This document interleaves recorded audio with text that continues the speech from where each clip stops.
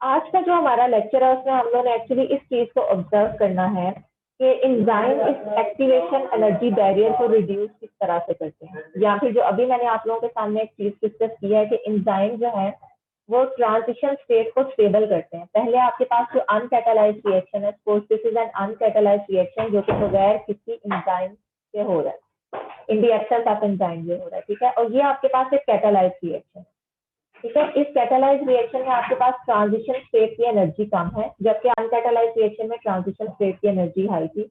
That's why यहाँ पे activation energy आपके पास ज्यादा होगी, डेल्टा जी, और यहाँ पे आपके पास जो एक्टिवेशन एनर्जी है वो कंपैरेटिवली क्या होगी, लो होगी। तो द क्वेश्चन इज कि एंजाइम एक्चुअली ट्रांजिशन स्टेट को किस तरह से स्टेबल करते हैं, कैसे एंजाइम जो है वो इस ट्रांजिशन स्टेट की एनर्जी को रिड्यूस करते हैं। तो ये हमारा आज के लेक्चर का पॉइंट है जिसको हमने क्लियर करना है, जिसके बाद इंशाल्लाह हमने उन फैक्टर्स को डिस्कस करना है जो कि किसी एंजाइम कैटालाइज रेट को क्या करते हैं, इफेक्ट कर सकते हैं। एक चीज बच्चों याद रखिएगा कि जब भी आपका एंजाइम किसी सबस्ट्रेट को अप्रोच करता है तो वी ऑल नो कि एंजाइम की एक्टिव साइट के ऊपर कुछ ऐसे ग्रुप्स होते हैं which are compatible with the functional groups of substrate, ठीक है। यानी आपका ये सबस्ट्रेट है, इसमें कुछ ऐसे फंक्शनल ग्रुप्स हैं जो कि एंजाइम की एक्टिव साइट में प्रेजेंट ग्रुप्स के साथ क्या करते हैं, मल्टीपल कोवलेंट या नॉन कोवलेंट इंटरेक्शंस बना सकते हैं। मोस्ट ऑफ द टाइम ये interactions non covalent in nature होती हैं, बट सम टाइम्स जो है वो कोवलेंट इंटरेक्शंस भी बनती हैं जो कि बाद में ब्रेक भी हो जाती हैं, लेकिन ज्यादातर जो इंटरेक्शंस बनती हैं वो नॉन कोवलेंट इंटरेक्शन होती हैं। तो एंजाइम और सबस्ट्रेट के दरमियान जो बनने वाली इंटरेक्शंस हैं, non covalent and covalent interaction, these covalent and non covalent interaction will release a significant amount of energy, और इस एनर्जी को क्या कहते हैं, binding energy.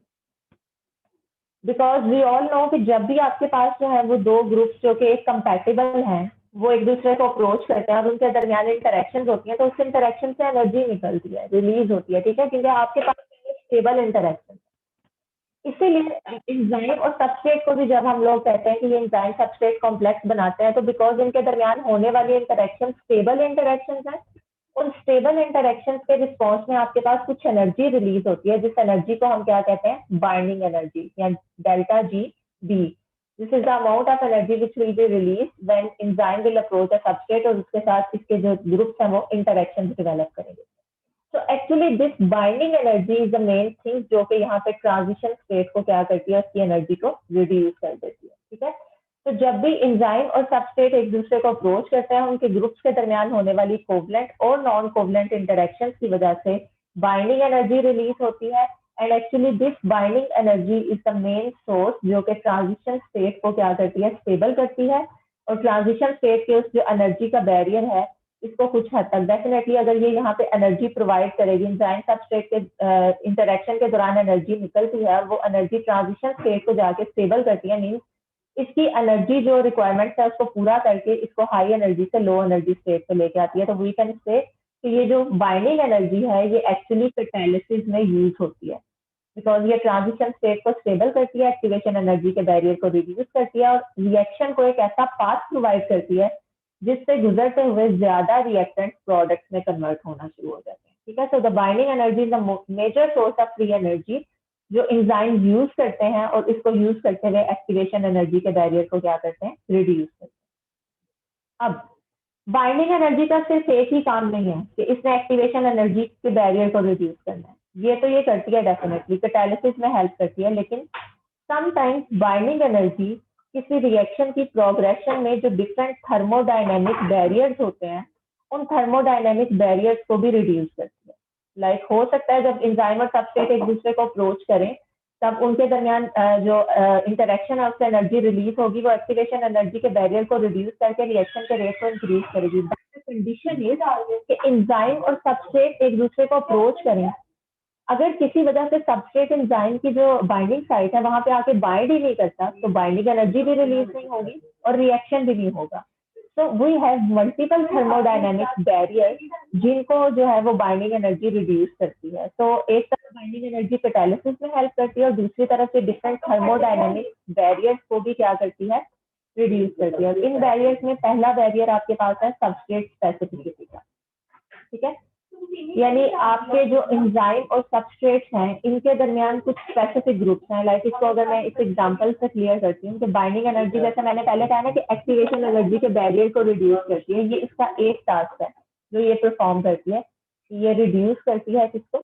Activation energy barrier को। एंड द सेकेंड इसका जो एडवांटेज है बाइंडिंग एनर्जी का वो ये है कि ये एंजाइम और सबस्ट्रेट के दरमियान जो स्पेसिफिसिटी है उस स्पेसिफिसिटी को क्या करती है? मेंटेन रखती है। सपोज आपके पास एक एंजाइम है और उस एंजाइम की एक्टिव साइट में you have a glutamic acid residue. ये आपके पास ग्लूटामिक एसिड है और यू ऑल नो कि इस ग्लूटामिक एसिड की जो पीके वैल्यू है साइड चेन में जो कार्बोक्सिलिक एसिड ग्रुप है वो एक्चुअली पीके वैल्यू है जो कि न्यूट्रल सोल्यूशन के अंदर या न्यूट्रल पीएच के अंदर बायोलॉजिकल सिस्टम में जो पीएच एग्जिस्ट करती है उस पर ये क्या होगा? प्रोटोनेट होगा। लाइक इसकी पीके वैल्यू आपके पास 4.25 है इस ग्रुप की, तो न्यूट्रल पीएच के ऊपर ये हमेशा आयोनाइज्ड फॉर्म के अंदर प्रेजेंट होता है। दैट्स व्हाई मैंने इसको इस तरह से लिखा हुआ है। अब आपके पास किसी एंजाइम की एक्टिव साइट में suppose you have a carboxylic acid group containing amino acid and this is acidic amino acid glutamic acid. ये ग्लूटामिक एसिड किसी ऐसे सबस्ट्रेट को अप्रोच कर सकता है जिस सबस्ट्रेट में आपके पास जो है वो partial positively charge hydrogen present है। बिकॉज यहाँ पे आपके पास एक ऐसा ग्रुप प्रेजेंट है, एक ऐसा ग्रुप अवेलेबल है which can develop hydrogen bonding with this partial positively charge hydrogen.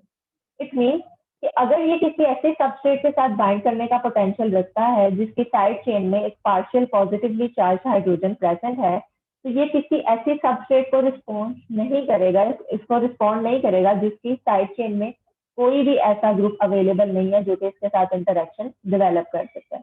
तो वी कैन से कि एंजाइम और सबस्ट्रेट के दरमियान जो स्पेसिफिसिटी है एक्चुअली उस स्पेसिफिसिटी को भी ये बाइंडिंग एनर्जी कंट्रोल करती है। लाइक यहाँ पे आप देखें एंजाइम और सबस्ट्रेट एक दूसरे को बेशक इनकी शेप सिमिलर है एक दूसरे को अप्रोच करेंगे लेकिन अप्रोच करने के बाद इनके दरमियान जो इंटरेक्शन है वो इंटरेक्शन के बाद बाइंडिंग एनर्जी रिलीज नहीं होगी because these interaction are not favourable interaction.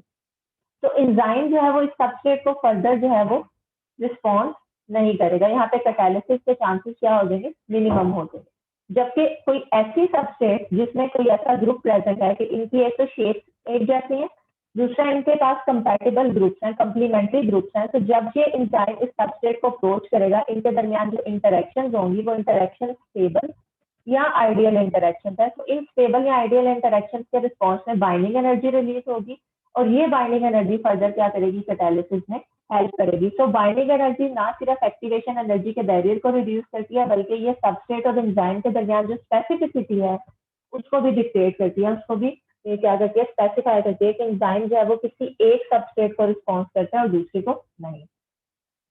अब जैसे मैंने स्टार्ट में आप लोगों से कहा है कि आपके पास जो बाइंडिंग एनर्जी है वो किसी केमिकल रिएक्शन में जो डिफरेंट थर्मोडायनेमिक बैरियर्स होते हैं इन बैरियर्स को भी रिड्यूस करती है, उन बैरियर्स को भी क्या करती है? एक तरह से कंपनसेट करती है। तो the very first thermodynamic barrier जो कि किसी केमिकल रिएक्शन में हो सकता है वो है फ्रीडम ऑफ मोशन। सपोज आप यहाँ पे एक ऐसा केमिकल रिएक्शन देख रहे हो जिसमें आपके पास जो है वो मल्टीपल मॉलिक्यूल्स ऑफ सबस्ट्रेट जो है वो किसी फ्री सिस्टम या ओपन सिस्टम के अंदर प्रेजेंट है जहाँ पे इस सबस्ट्रेट को ये सबस्ट्रेट है एंजाइम की और ये सबस्ट्रेट है। तो इस सिस्टम में सबस्ट्रेट के अलावा बाकी भी बहुत से मॉलिक्यूल्स प्रेजेंट है, ठीक है, और आपके पास यहाँ पे एक एंजाइम भी पड़ा हुआ है। तो आपके पास यहाँ पे अब प्रोबेबिलिटी वैल्यू कि इस एंजाइम के साथ ये आके सबस्ट्रेट बाइंड करे ये कंपैरेटिवली लो है। या आप सिंपली एंजाइम की एब्सेंस में देखें कि आपके पास ये सबस्ट्रेट ए है ये सबस्ट्रेट बी है, इन दोनों के दरमियान जो है वो केमिकल रिएक्शन होना है।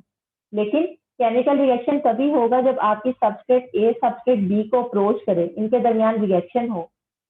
फ्री सिस्टम के अंदर आपके पास इनके दरमियान कोलिजन के चांसेस या इनके एक दूसरे को अप्रोच करने के चांसेस बहुत मिनिमम होते हैं। और वो क्यों मिनिमम होते हैं? बिकॉज फ्री सिस्टम के अंदर आपके पास जो है there is the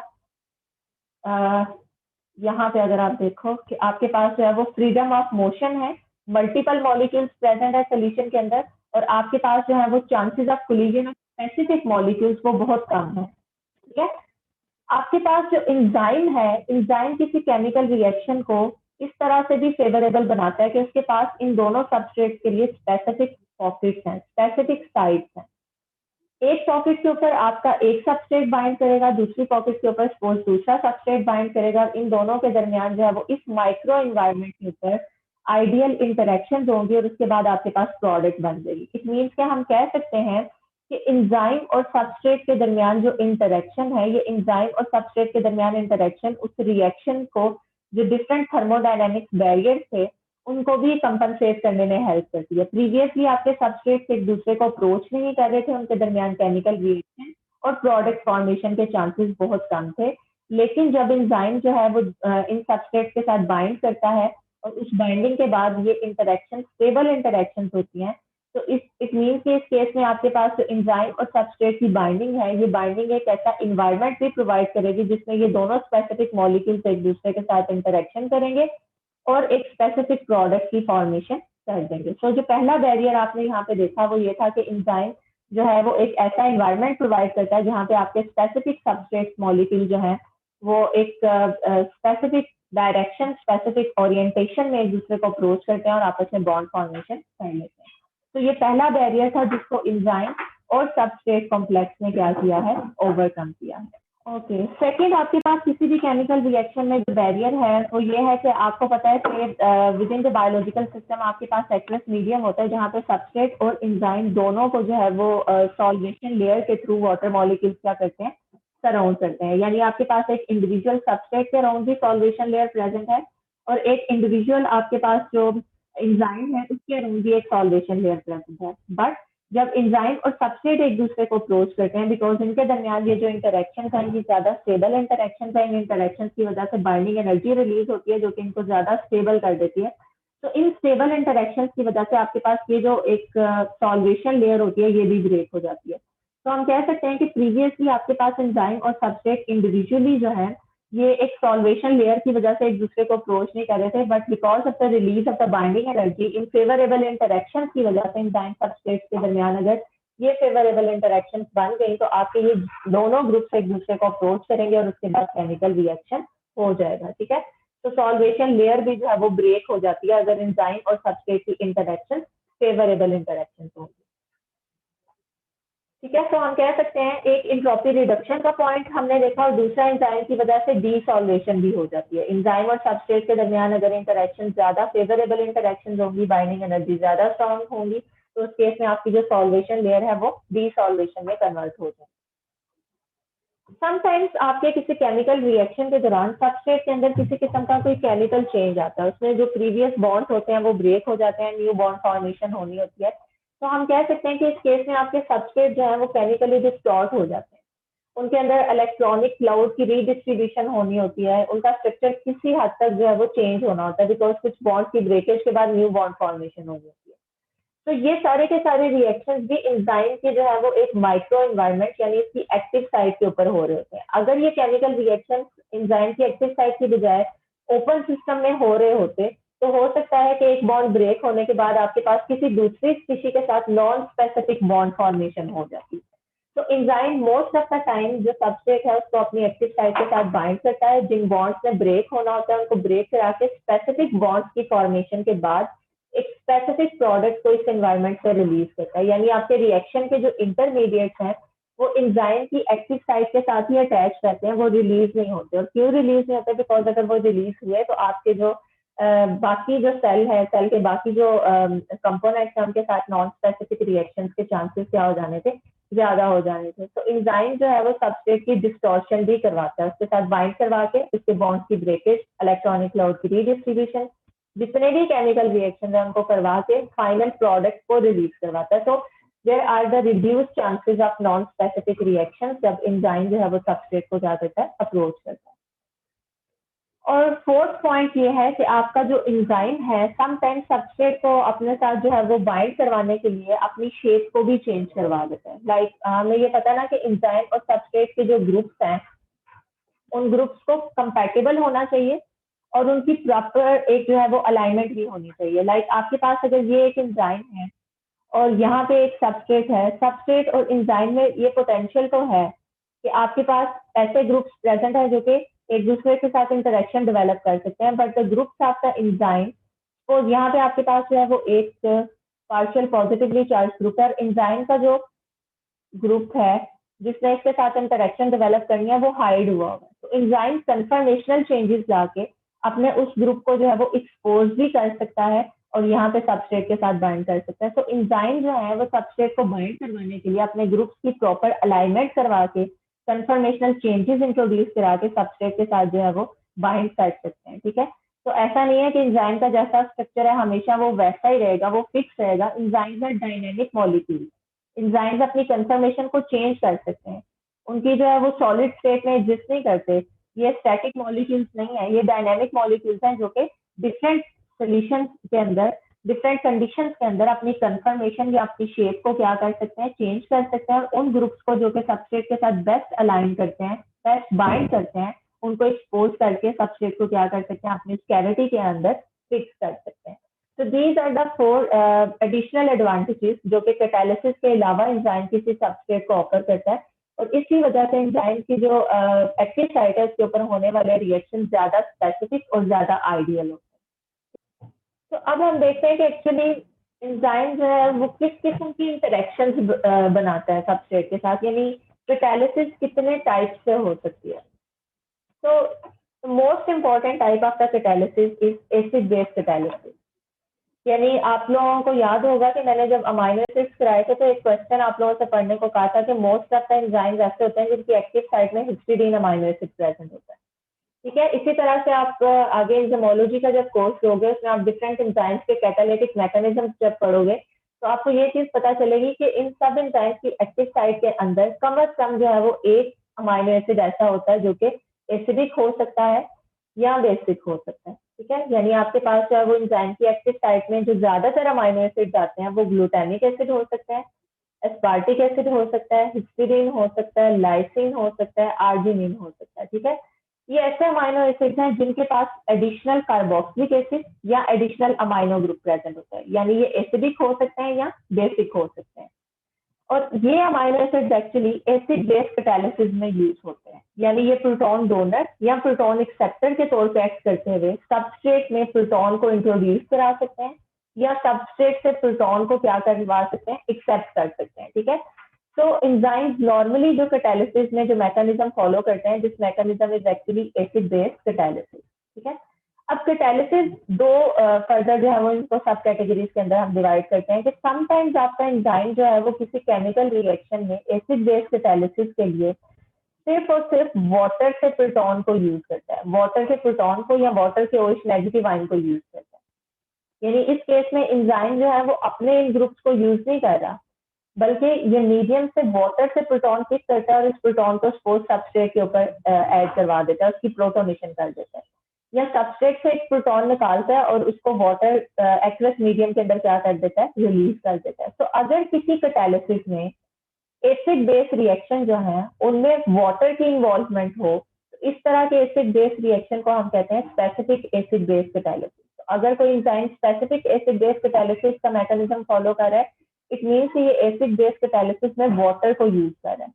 but there are some enzymes जो कि एसिड बेस कैटालिसिस में जनरल मैकेनिज्म को फॉलो करते हैं, विच मीन्स कि ये जो अपने ये अमाइनो एसिड्स हैं इनके प्रोटॉन डोनर और प्रोटॉन एक्सेप्टर ग्रुप्स को यूज करते हैं। जैसे आप यहाँ पे देख सकते हो कि आपके पास एस्पार्टिक एसिड या कार्बोक्सिलिक एसिड प्रोटोनेटेड फॉर्म भी प्रेजेंट हो सकती है और डीप्रोटोनेटेड फॉर्म भी प्रेजेंट हो सकती है, जो कि प्रोटॉन को एक्सेप्ट कर सकती है या प्रोटॉन को डोनेट कर सकती है।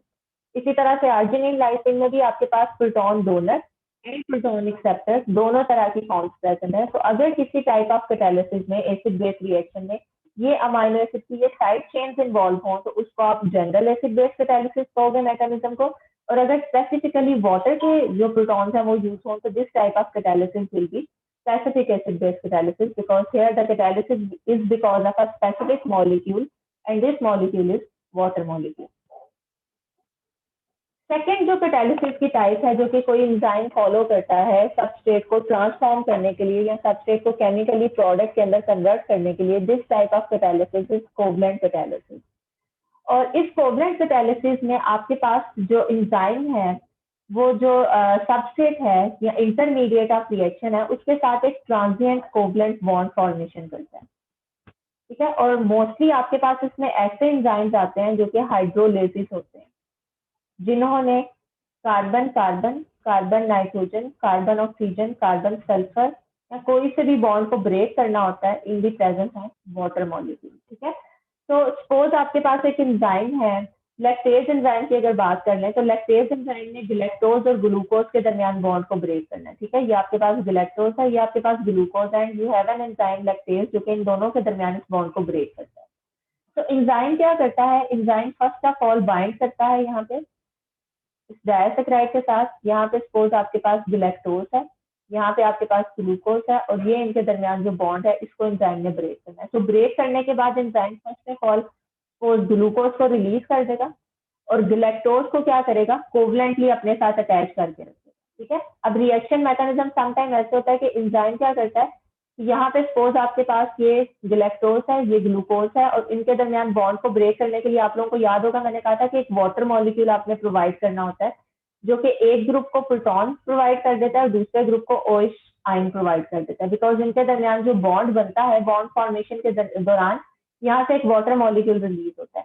तो अगर आपने इनके दरमियान यहाँ पे बॉन्ड को ब्रेक करना है तो उस बॉन्ड को ब्रेक करने के लिए जरूरी है कि आप यहाँ पे जो है वो वाटर मॉलिक्यूल दोबारा से क्या करो, रिटर्न करो उन ग्रुप्स को जिन्होंने उसे क्या किया था, रिलीज किया था। तो सपोज ये आपके पास जो है वो कार्बोहाइड्रेट है, यहाँ पे आपके पास जो है ये बॉन्ड ब्रेक होना है, और बॉन्ड ब्रेकेज के बाद यहाँ पे सपोज ये ऑक्सीजन जो है वो इस कार्बन एटम से बिलोंग करती थी, तो OH ग्रुप पूरे का पूरा यहाँ पे अटैच हो जाएगा, और यहाँ पे चूंकि ऑलरेडी ऑक्सीजन है तो एक हाइड्रोजन यहाँ पे आके अटैच होगा। तो इस तरह से आपका ये बॉन्ड ब्रेक हो जाएगा। इसके बाद आपका ग्लूकोज और गैलेक्टोज एक दूसरे से क्या हो जाएंगे, सेपरेट हो जाएंगे। बस एंजाइम सपोज सबसे पहले वाटर तो प्रेजेंट है, this is a water molecule. Enzyme सबसे पहले अपना ही कोई प्रोटॉन यूज करके, अपने स्ट्रक्चर में से एक प्रोटॉन यूज करके इस ग्रुप को ब्रेक करता है। ठीक है, और ग्लूकोज को रिलीज कर देता है। ठीक है, यानी इनिशियली जो ग्लूकोज को उसने प्रोटॉन दिया वो उसने अपने स्ट्रक्चर से दिया, और हो सकता है वो किसी ऐसे अमाइनो एसिड से दिया जिसमें पोटेंशियल था कि वो प्रोटॉन को रिलीज कर सकता था। ठीक है, वो स्पार्टिक एसिड हो सकता है, ग्लूटामिक एसिड हो सकता है। और पीछे जो आपके पास गैलेक्टोज है, इस गैलेक्टोज के साथ जो है वो एंजाइम ने कोवलेंट बॉन्ड फॉर्मेशन कर लिया। अब इस बॉन्ड को ब्रेक करने के लिए एंजाइम क्या करेगा, वाटर को यूज करेगा, वाटर से OH ग्रुप जो है वो गैलेक्टोज को ट्रांसफर करेगा, और प्रोटॉन यहाँ पे एंजाइम के उस ग्रुप के पास चला जाएगा जिसने प्रोटॉन प्रीवियसली रिलीज किया था। तो सेकंड स्टेप में आपका ग्लूकोज भी जो है, सॉरी गैलेक्टोज भी क्या है, रिलीज हो जाएगा। ठीक है, तो एंजाइम इस तरह से केमिकल रिएक्शन के दौरान अपने जो है वो इंटरमीडिएट्स को, रिएक्शन इंटरमीडिएट्स को अपने साथ कोवलेंटली अटैच करवाते हैं, और at the end of reaction उसे क्या कर देते हैं, रिलीज कर देते हैं। ठीक है, तो दिस इज हाउ के कोई एंजाइम जो है वो किस तरह से बॉन्ड को ब्रेक करता है। अब सपोज यहाँ पे आपके पास एग्जांपल है किसी एंजाइम की, and this is again a hydrolase enzyme, because ये बॉन्ड को ब्रेक करेगा और बॉन्ड ब्रेकेज के दौरान ये वाटर मॉलिक्यूल को कंज्यूम करेगा। यहाँ पे इसका केमिकल रिएक्शन ये है कि A और B के दरमियान इसने बॉन्ड को ब्रेक करना है, A और B को सेपरेट कर देना है। But this reaction is not a single step reaction. इसमें आपके पास, जैसे मैंने अभी एक्सप्लेन किया है, एक कोवलेंट इंटरमीडिएट बनेगा। एंजाइम में सपोज कोई ऐसा ग्रुप है जो कि फर्स्ट ऑफ ऑल इस बॉन्ड को ब्रेक करेगा, B को रिलीज कर देगा, और A के साथ जो है वो कोवलेंट बॉन्ड फॉर्मेशन कर लेगा। So here you can see कि ये आपके पास रिएक्शन की जो है वो इंटरमीडिएट स्टेज है। ठीक है, और इस इंटरमीडिएट स्टेज में एंजाइम ने B को रिलीज कर दिया और A के साथ कोवलेंट बॉन्ड फॉर्मेशन कर दिया। नेक्स्ट स्टेप में जो वाटर मॉलिक्यूल आएगा, वाटर मॉलिक्यूल क्या करेगा, अपने ग्रुप ट्रांसफर करेगा और इस बॉन्ड को ब्रेक कर देगा। तो आपके पास यहाँ पे A भी अलग हो गया, B भी अलग हो गया, और जो एंजाइम है वो अपनी ओरिजिनल फॉर्म के अंदर क्या हो जाएगा, रीजनरेट हो जाएगा। तो एसिड बेस कैटालिसिस में आपने क्या चीज ऑब्जर्व की कि यहाँ पे आपकी जो एंजाइम की एक्टिव साइट के ऊपर प्रेजेंट ग्रुप्स हैं वो प्रोटॉन डोनर, प्रोटॉन एक्सेप्टर के तौर पे एक्ट करते हैं, प्रोटोनेट या रीप्रोटोनेट हो सकते हैं। और कोवलेंट कैटालिसिस में आप ये चीज ऑब्जर्व कर रहे हो कि यहाँ पे आपका एंजाइम जो है वो किसी एक इंटरमीडिएट के साथ कोवलेंट बॉन्ड फॉर्मेशन करता है। ठीक है, और एट द एंड उस बॉन्ड को क्या कर देता है, ब्रेक भी कर देता है।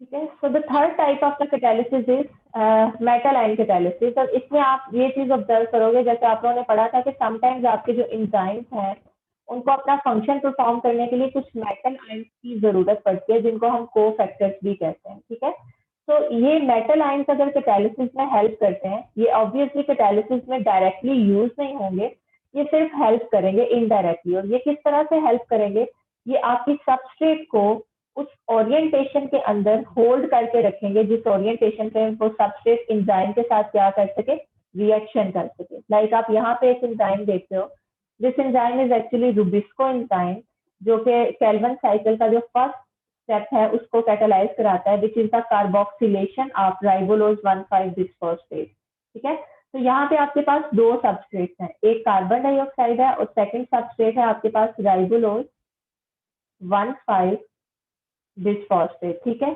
इसकी कार्बोक्सिलेशन करवाने के लिए, इस रिएक्शन के लिए आपको जरूरत पड़ती है एंजाइम की, जिस एंजाइम इज रुबिस्को एंजाइम। ठीक है, ये रुबिस्को एंजाइम जो है, इसकी आप एक्टिव साइट में एक चीज ऑब्जर्व कर रहे हो कि आपके पास हिस्टीडीन अमाइनो एसिड है, ग्लूटामिक एसिड है, एस्पार्टिक एसिड है और लाइसिन प्रेजेंट है। ठीक है, ग्लूटामिक एसिड और एस्पार्टिक एसिड जो है ये एक मेटल आयन के साथ लिंक्ड है। The name of this metal ion is magnesium ion. और जो लाइसिन है इसने वन एफ सबस्ट्रेट को बाइंड करके रखा हुआ है, होल्ड करके रखा हुआ है, जिस सबस्ट्रेट इज कार्बन डाइऑक्साइड। ठीक है, तो दो में से एक सबस्ट्रेट आपके यहाँ पे जो है वो लाइसिन के साइड चेन में जो अमाइनो ग्रुप प्रेजेंट होता है उसके साथ अटैच है। दैट्स व्हाई हम इसे कहते हैं this is carbamylated lysine side chain. ऐसी लाइसिन जिसकी साइड चेन में जो अमाइनो ग्रुप है उसमें कार्बन डाइऑक्साइड अटैच है। तो दिस कार्बन डाइऑक्साइड यहाँ पे जो है वो राइबोलोज 1,5 बिस्फॉस्फेट के साथ इसने इंटरेक्शन करनी है, यहाँ पे इनकी जो है वो कार्बोक्सिलेशन होनी है, रिएक्शन होना है। बट ये जो सेकंड सबस्ट्रेट है इसको बाइंड करवाने के लिए एंजाइम का कोई ग्रुप यूज नहीं हो रहा, बल्कि इसको बाइंड करवाने के लिए आपके पास मेटल आयन यूज हो रहा है। और वो मेटल आयन इस सबस्ट्रेट को इस ओरिएंटेशन में पकड़ के रख रही है कि इनके जो इंटरेक्टिंग ग्रुप्स हैं वो एक दूसरे को फेस कर रहे हैं और उनके दरमियान इंटरेक्शन हो रही है। सपोज अगर मैग्नीशियम आयन ना होता तो आपके बेशक दोनों सबस्ट्रेट प्रेजेंट होते, एंजाइम प्रेजेंट होता, लेकिन वो सबस्ट्रेट जो है वो इस ओरिएंटेशन में नहीं थे कि वो एक दूसरे के ग्रुप्स को क्या कर सके, अप्रोच कर सके, इंटरेक्शन कर सके, तो रिएक्शन के चांसेस भी मिनिमम होंगे। ठीक है, तो आपकी मेटल कैटालिसिस की वो टाइप है जिसमें आपका कोई मेटल आयन जो है वो सबस्ट्रेट को एक प्रॉपर ओरिएंटेशन के अंदर होल्ड करके रखता है और उनके दरमियान इंटरेक्शन डेवलप करता है। तो ये डायरेक्टली कैटालिसिस में इन्वॉल्व नहीं है, लेकिन इनडायरेक्टली उनको एक ऐसी पोजीशन के अंदर रखता है, एक ऐसी ओरिएंटेशन में रखता है जहां पे सबस्ट्रेट जो है वो रिएक्शन कर सकते हैं। तो this type of the catalysis is metal ion catalysis. तो more there are many enzymes जिनके अंदर आप एक से ज्यादा टाइप्स ऑफ कैटालिसिस को भी ऑब्जर्व कर सकते हो। यानी हो सकता है कि यहाँ पे आपके पास मेटल आयन भी यूज हो रहा है और किसी एक ग्रुप में प्रोटॉन डोनर प्रोटॉन एक्सेप्टर भी जो है वो वर्क कर रहा है। तो इस केस में आप मेटल आयन और जो एसिड बेस कैटालिसिस है वो दोनों को ऑब्जर्व करोगे। तो during the catalytic mechanism of an enzyme, sometimes enzyme अपनी जो कैटालिसिस का मोड है वो एक मोड से शिफ्ट करके दूसरे मोड पे भी जा सकते हैं। कोवलेंट कैटालिसिस के साथ एसिड बेस कैटालिसिस भी हो सकती है और मेटल आयन कैटालिसिस भी हो। नेक्स्ट आप लोगों ने एंजाइम्स के कुछ मॉडल्स पढ़े होंगे, लॉक एंड की model and induced kick model. बिल्कुल, तो आज हम इस चीज को कंक्लूड करेंगे कि अगर लॉक एंड की मॉडल करेक्ट होता तो एंजाइम्स एक्चुअली बहुत बुरे एंजाइम्स होने थे, बहुत बैड कैटलिस्ट होने थे। उन्होंने रिएक्शन को फैसिलिटेट नहीं करना था, रेट को मजीद डिक्रीज कर देना था। तो एक्चुअली इंड्यूस्ड किक मॉडल एक ऐसा मॉडल है जो कि किसी एंजाइम कैटालाइज रिएक्शन के कैटालिसिस को ज्यादा बेहतर तरीके से एक्सप्लेन करता है। ठीक है, so we have two different types of the models जो कि enzymatic reaction को explain करते हैं, catalysis को explain करते हैं। The first model is lock and key model और इस मॉडल को जो है वो इस तरह से एक्सप्लेन किया जाता है कि जस्ट लाइक लॉक एंड की जो कि एक दूसरे के कंप्लीमेंट्री हैं, और जब उनके कंप्लीमेंट्री रिएक्शन होगा, लाइक यहाँ पे रिएक्शन आप कंसीडर करोगे ओपनिंग ऑफ अ डोर। ठीक है, तो जब आपका एक कंपैटिबल लॉक जो है वो कंपैटिबल की के साथ जो है वो एसोसिएट होता है तो वो इंटरेक्शन स्टेबल इंटरेक्शन है और उसके बाद आपके पास रिस्पॉन्स प्रोड्यूस होगा in terms of opening of a door. इसी तरह से अगर आप जो है इसको एंजाइम कैटालाइज रिएक्शन के ऊपर अप्लाई करो तो हम कहते हैं कि एंजाइम की जो एक्टिव साइट है इसकी शेप सबस्ट्रेट की शेप के बिल्कुल कंप्लीमेंट्री होती है। और जब ये एंजाइम और सबस्ट्रेट एक दूसरे को अप्रोच करते हैं, एक दूसरे के साथ बाइंड करते हैं, तो इस केस में आपके पास इंटरेक्शन स्टेबल इंटरेक्शन होती हैं और इन स्टेबल इंटरेक्शन की वजह से आपके पास प्रोडक्ट फॉर्मेशन होती है। ऑब्वियसली सुनने में ये मॉडल हमें बिल्कुल ठीक लगता है, लेकिन हम ये देखते हैं कि अगर ये मॉडल ठीक होता तो एंजाइम जो है वो बैड कैटलिस्ट होने थे। ठीक है, तो फिर बेहतर तरीके से इंड्यूस्ड किक मॉडल किस तरह से एक्सप्लेन करता है एंजाइम के स्ट्रक्चर को, उसको भी क्लियर करते हैं। सो लेट्स फर्स्ट डिस्कस कि अगर हमारे पास लॉक एंड की मॉडल जो है ये मॉडल करेक्ट होता, यानी एंजाइम की जो शेप है, एंजाइम का जो स्ट्रक्चर है वो सबस्ट्रेट के स्ट्रक्चर के कंप्लीटली कंप्लीमेंट्री होता, तो उस केस में एंजाइम में बहुत पुअर एंजाइम होना था या एंजाइम में बहुत बैड बायोकैटालिस्ट होना था। ठीक ठीक है, इस चीज को हम क्लियर करते हैं कि ये किस तरह से पॉसिबिलिटी थी। यहाँ पे बच्चों आप लोग एक केमिकल रिएक्शन देखिएगा जिसको मैं आप लोगों के जो है वो रिएक्शन कोऑर्डिनेट डायग्राम के साथ साथ एक्सप्लेन करती जाऊंगी। Suppose you have a chemical reaction जिसमें you want to break this substrate and this substrate is actually a metal stick. So you have a substrate which is a stick और इस stick को break करने के लिए you have an enzyme and the name of this enzyme is stickase. ठीक है, ये एक hypothetical सा रिएक्शन है।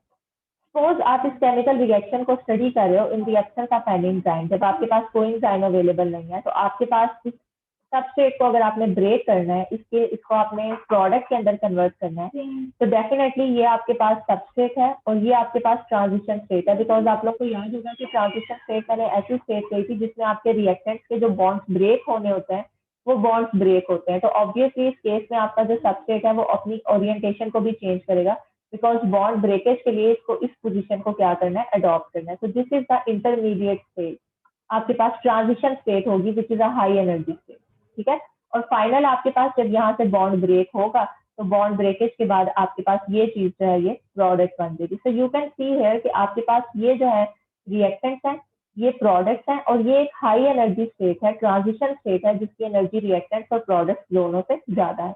इस चीज को हम इस तरह से रिएक्शन कोऑर्डिनेट डायग्राम से भी एक्सप्लेन कर सकते हैं। इसी केमिकल रिएक्शन को अगर आप यहाँ पे इस डायग्राम पे देखो तो आपके पास चूंकि रिएक्टेंट्स जो है वो सिंपल है, ठीक है, और आपके पास सॉरी रिएक्टेंट्स जो है ये कॉम्प्लिकेटेड है और प्रोडक्ट सिंपल है। ठीक है, ये सिंपल प्रोडक्ट है ना जो कि इसकी ब्रेकेज के बाद आई है। ऑब्वियसली जब आप किसी कॉम्प्लेक्स स्ट्रक्चर को ब्रेक करते हो तो वो सिंपल स्ट्रक्चर्स में कन्वर्ट होता है। तो आपके पास प्रोडक्ट सिंपल है और रिएक्टेंट आपके पास कॉम्प्लेक्स है, कॉम्प्लिकेटेड है। तो कॉम्प्लेक्स थिंग का मतलब है कि उसकी एनर्जी हाई होती है और सिंपल की एनर्जी क्या होती है, लो होती है। तो यहाँ पे आपके पास सबस्ट्रेट या रिएक्टेंट की एनर्जी हाई होगी और प्रोडक्ट्स की एनर्जी क्या होगी, लो होगी। और इन दोनों के दरमियान जो ट्रांजिशन स्टेट है उसको आप इस तरह से रिप्रेजेंट कर सकते हो कि this is the transition state जो कि रिएक्टेंट्स और प्रोडक्ट्स के दरमियान प्रेजेंट है। ऑब्वियसली अगर मैं आप लोगों से कहती हूँ कि इस डायग्राम में, रिएक्शन कोऑर्डिनेट डायग्राम में मुझे बताएं एक्टिवेशन एनर्जी कितनी होगी, तो आप सिंपल इस ट्रांजिशन स्टेट और रिएक्टेंट्स के दरमियान जो एनर्जी का डिफरेंस है उस डिफरेंस को कहोगे कि this is actually the activation energy of an uncatalysed reaction. ठीक है, तो ये एक सिंपल रिएक्शन की मैंने आप लोगों को जो रिएक्शन कोऑर्डिनेट डायग्राम है वो एक्सप्लेन की। अब अगर आपके पास लॉक एंड की मॉडल ठीक होता, लॉक एंड की मॉडल के अकॉर्डिंग अगर आपका एंजाइम जो है उसकी शेप सबस्ट्रेट की शेप की कंप्लीमेंट्री होती तो हमारे पास रिएक्शन इस तरह का होना था। एंजाइम ने बाइंड करना था सबस्ट्रेट के साथ, बिकॉज एंजाइम की शेप 100% कंप्लीमेंट्री है to the shape of substrate. तो आपके पास इंटरेक्शन जो है वो आइडियल इंटरेक्शन होनी थी और आइडियल इंटरेक्शन का मतलब है कि आपके पास ये कॉम्प्लेक्स क्या होना था, स्टेबल कॉम्प्लेक्स होना था। वी ऑल नो कि जब आपका कॉम्प्लेक्स स्टेबल कॉम्प्लेक्स होगा तो उसकी एनर्जी क्या होगी, रिड्यूस होगी, बिकॉज जितने भी स्टेबल मॉलिक्यूल्स होते हैं, स्टेबल कंपाउंड्स होते हैं, they are associated with the low energy value. तो यहाँ पे हम देखते हैं कि प्रीवियसली आपके पास एक अनकैटालाइज्ड रिएक्शन था जिसमें आपके पास एक सबस्ट्रेट थी और सबस्ट्रेट के पास इतनी एक्टिवेशन एनर्जी थी, ठीक है, और ये आपके पास क्या चीज थी, प्रोडक्ट थी। लेकिन जैसे ही आपने इस रिएक्शन में एंजाइम ऐड किया, बिकॉज एंजाइम सबस्ट्रेट के कॉम्प्लीमेंट्री था, एंजाइम और सबस्ट्रेट कॉम्प्लेक्स की एनर्जी मजीद डिक्रीज हो गई। सबस्ट्रेट से एनर्जी रिड्यूस हो जाएगी ना, बिकॉज आपका एंजाइम और सबस्ट्रेट कॉम्प्लेक्स स्टेबल कॉम्प्लेक्स है, तो उसकी एनर्जी जो है वो सबस्ट्रेट से भी कम हो जाएगी।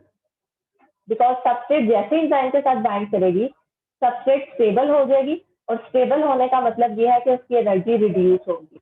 तो आपके पास इंडिविजुअल या अकेला जो सबस्ट्रेट है वो यहाँ पे इस फॉर्म में प्रेजेंट है, लेकिन जब ये सबस्ट्रेट एंजाइम के साथ बाइंड करेगा तो आपके पास एंजाइम सबस्ट्रेट कॉम्प्लेक्स यहाँ पे आ जाएगा। इज इट क्लियर, इस बात को भी क्लियर? Yes ma'am. जी मैम। ठीक है, तो एंजाइम सबस्ट्रेट कॉम्प्लेक्स की एनर्जी मजीद रिड्यूस हो जाएगी। अब अगर आप एक्टिवेशन एनर्जी जो ट्रांजिशन स्टेट है, इस ट्रांजिशन स्टेट और आपका ये जो सबस्ट्रेट और एंजाइम का कॉम्प्लेक्स है, इसके दरमियान जो आप डिफरेंस कैलकुलेट करोगे, this difference will be higher than uncatalysed reaction. Uncatalysed reaction में इतना डिफरेंस था, जबकि यहाँ पे आपके पास जो डिफरेंस है, ये ब्लू एरो इंडिकेट कर रहा है कि ये मजीद जो है वो इंक्रीज हो गया है। तो this is the activation energy barrier of a catalysed reaction, अगर आपका लॉक एंड की मॉडल करेक्ट होता है। तो एंजाइम ने बजाय एक्टिवेशन एनर्जी को डिक्रीज करने के मजीद इंक्रीज कर देना था by stabilising the substrate. Next आपके पास तो यहाँ पे मॉडल है, जिस model is induced fit model, और अब हम इसको कंपेयर करते हैं अनकैटालाइज्ड रिएक्शन के साथ और देखते हैं कि क्या इसके रिजल्ट जो है वो एक्चुअली कैटालिसिस को जो है वो जस्टिफाई कर रहे हैं या नहीं। तो यहाँ पे आपके पास अगेन एक अनकैटालाइज्ड रिएक्शन है, और इस अनकैटालाइज्ड रिएक्शन में ये सबस्ट्रेट है, ये प्रोडक्ट है, और यहाँ पे आपके पास ये बैरियर है एक्टिवेशन एनर्जी का, ये ट्रांजिशन स्टेट की एनर्जी है।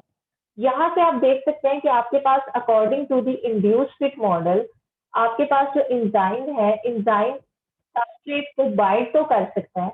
एंजाइम के जो एक्टिव साइट है उसमें दो तरह के ग्रुप्स होते हैं, बाइंडिंग साइट और कैटालिटिक साइट। तो एंजाइम की शेप सबस्ट्रेट की शेप के 100% कंप्लीमेंट्री नहीं है, but enzyme have the groups जिनके थ्रू ये सबस्ट्रेट को बाइंड कर सकता है। ठीक है, एंजाइम सबस्ट्रेट के साथ बाइंड किया, बाइंडिंग के बाद आप ये देखते हो कि जैसे ही केमिकल रिएक्शन के दौरान आपका जो सबस्ट्रेट है वो ट्रांजिशन स्टेट को अडॉप्ट करेगा। तो the active site of enzyme is complementary to this state, transition state के कंप्लीमेंट्री है। सबस्ट्रेट को बाइंड कर सकती है लेकिन सबस्ट्रेट के कंप्लीमेंट्री नहीं है। एक्टिव साइट ट्रांजिशन स्टेट के कंप्लीमेंट्री है। तो ट्रांजिशन स्टेट जब बनेगी, एंजाइम उसके साथ मैक्सिमम इंटरेक्शन डेवलप करेगा। मैक्सिमम इंटरेक्शन मीन्स कि आपके पास स्टेबल कॉम्प्लेक्स बनेगा, और स्टेबल कॉम्प्लेक्स की एनर्जी क्या होगी, रिलीज होगी। तो इसका मतलब है कि जब एंजाइम जो है वो ट्रांजिशन स्टेट को जब आपकी सबस्ट्रेट ट्रांजिशन स्टेट को अप्रोच करेगी, तो इस केस में आपका जो एंजाइम और ट्रांजिशन स्टेट का कॉम्प्लेक्स है, ये कॉम्प्लेक्स स्टेबल होगा, और इस वजह से आपकी ट्रांजिशन स्टेट की एनर्जी क्या हो जाएगी, रिड्यूस हो जाएगी। लाइक इसको मैं यहाँ पे अगर एक्सप्लेन करती हूँ कि आपके पास एक अनकैटालाइज्ड रिएक्शन है जिसमें सबस्ट्रेट है, प्रोडक्ट है, और ये आपके पास एक्टिवेशन एनर्जी का बैरियर है। This is the transition state, substrate और इनके दरमियान ये बैरियर ऑफ एनर्जी है जो कि ब्लैक एरो से रिप्रेजेंट किया गया है। This is the activation energy barrier between है अनकैटालाइज्ड रिएक्शन। अब एंजाइम जो है वो सबस्ट्रेट के साथ बाइंड किया है, लेकिन ये बाइंडिंग आइडियल बाइंडिंग नहीं थी, स्टेबल नहीं थी, बिकॉज एंजाइम सबस्ट्रेट की जो शेप है उसके कंप्लीमेंट्री नहीं है। जैसे ही रिएक्शन थोड़ा सा आगे गया, आपकी सबस्ट्रेट ने अपनी शेप चेंज की और वो ट्रांजिशन स्टेट में चली गई। जैसे एंजाइम जो है वो ट्रांजिशन स्टेट को देखेगा तो उसे ये चीज पता चलेगी कि मेरी शेप ट्रांजिशन स्टेट के कंप्लीमेंट्री है। तो ये ट्रांजिशन स्टेट के साथ आइडियल इंटरेक्शन डेवलप करेगा, स्टेबल इंटरेक्शन डेवलप करेगा, जिसका मतलब है कि उसकी एनर्जी को क्या कर देगा, रिड्यूस कर देगा। तो पहले आपकी ट्रांजिशन स्टेट यहाँ पे प्रेजेंट थी, लेकिन जब एंजाइम के साथ आपका ये सबस्ट्रेट बाइंड करेगा और ट्रांजिशन स्टेट बनेगी, एंजाइम क्योंकि ट्रांजिशन स्टेट के कंप्लीमेंट्री है, उसके साथ इंटरेक्शन डेवलप करता है, उसको स्टेबल करता है। इट मीन्स ये उस ट्रांजिशन स्टेट की एनर्जी को यहाँ से उठा के यहाँ पे ले आएगा, कम कर देगा। तो एंजाइम इस तरह से ट्रांजिशन स्टेट को स्टेबल करता है, उसकी एनर्जी को क्या करता है, रिड्यूस करता है। अगर ट्रांजिशन स्टेट स्टेबल होगी तो इसका मतलब है कि अब अगर आप एक्टिवेशन एनर्जी को कैलकुलेट करो तो this activation energy is actually the barrier of energy between substrate and transition state. तो ये रिड्यूस हो गए, इतनी हो गई। तो हम कह सकते हैं कि इंड्यूस्ड फिट मॉडल एंजाइम की जो कैटालिसिस है उसको ज्यादा बेटर वे में एक्सप्लेन करता है, उसको जस्टिफाई करता है। Is it clear? Yes ma'am. Okay, तो आप लोगों ने ये चीज अब याद रखनी है कि एंजाइम सबस्ट्रेट के साथ बाइंड तो कर सकता है, लेकिन एंजाइम की जो मेन उसका जो फंक्शन है वो ट्रांजिशन स्टेट को स्टेबल करना है। और वो किस तरह से ट्रांजिशन स्टेट को स्टेबल करता है, बिकॉज उसकी एक्टिव साइड जो है वो ज्यादा अच्छे तरीके से बाइंड करती है to the transition state. Substrate के साथ बाइंड करती है, लेकिन वो बाइंडिंग उतनी स्टेबल नहीं होती जितनी किसके साथ होती है, ट्रांजिशन स्टेट के साथ होती है। तो ये model induced fit model enzyme की जो कैटालिसिस है उसको ज्यादा बेहतर तरीके से एक्सप्लेन करता है। So we all know now कि आपका जो एंजाइम है वो अपनी शेप को चेंज कर सकता है, यानी एंजाइम जो है उसके अंदर जो एक्टिव साइट है उसकी शेप हमेशा सेम नहीं रहती, बल्कि depending upon the condition, depending upon the state of the transition state, ये क्या कर सकता है, उसकी शेप को चेंज कर सकता है। ये बहुत इंपॉर्टेंट पॉइंट है कि enzyme can change their conformation.